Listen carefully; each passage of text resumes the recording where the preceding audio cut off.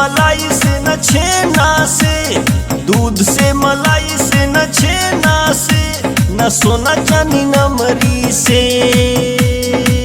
खुश होला दिल भोला के भांग के रबड़ी से, खुश होला दिल भोला के भांग के रबड़ी से, भांग के रबड़ी से, भांग के रबड़ी से, भांग के रबड़ी से, भांग के रबड़ी से। खुश होला दिल भोला के भांग के रबड़ी से, खुश होला दिल भोला के भांग के रबड़ी से।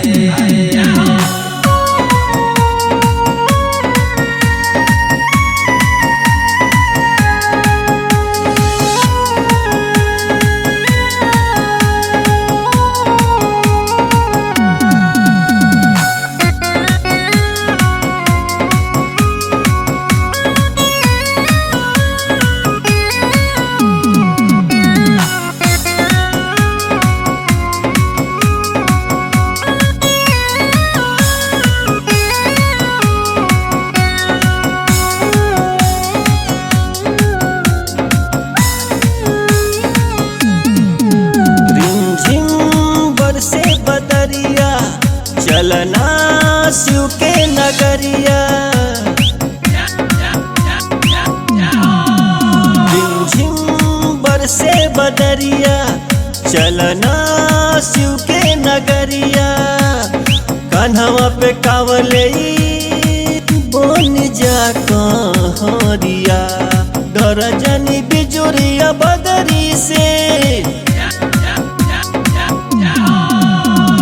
डर जनी बिजुरिया बदरी से, डर जनी बिजुरिया बदरी से, ऊपर खाबर डगरी से। खुश होला दिल भोला के भांग के रबड़ी से, खुश होला दिल भोला के भांग के रबड़ी से।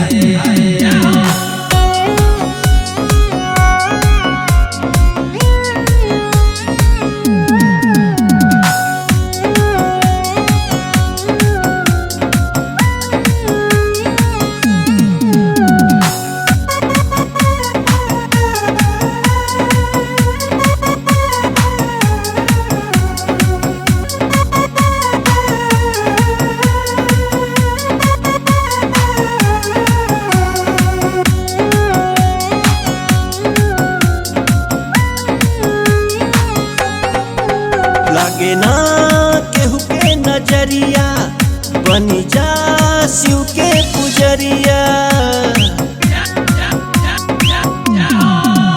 लागे ना केहू के नजरिया, बनी जा शिव के पुजरिया।